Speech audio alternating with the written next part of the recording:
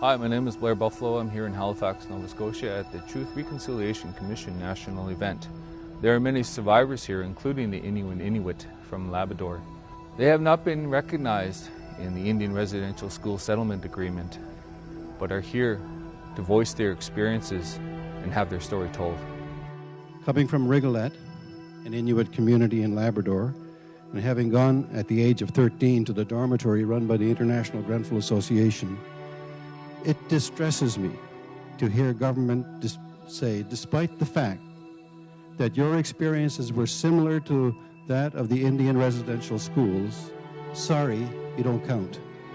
Your grievances are not legitimate. You have to go to court to be heard. My name is Sarah Anala, and I was born in Nain, Labrador. The message I want to bring is that I want the voice of Labrador Inuit survivors to be heard, to be acknowledged, and to be acted upon, because the trauma, the emotional and psychological trauma, the detachment from families, the severance from culture and identity was exactly the same as other survivors. The intent was the same. I heard the term kill the Indian in the child. In our case, it was kill the Eskimo in the savage.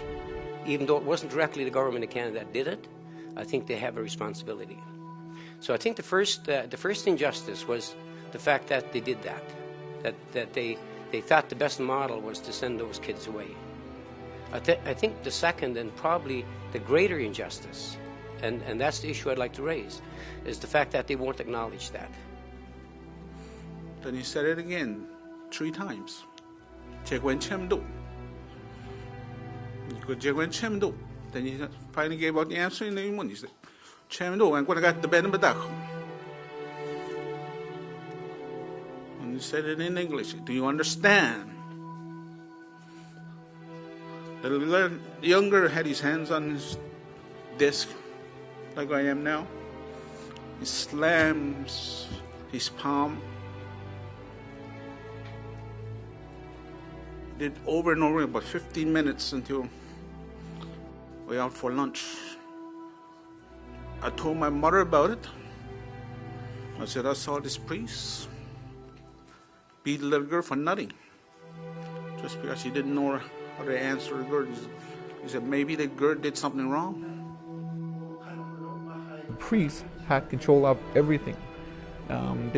Most people you would talk about, because I listened to the elders and whatnot, because they talk about the priest was actually the store manager, the teacher, the priest, the dentist, the doctor. So he had control of everything. People were terrified of him.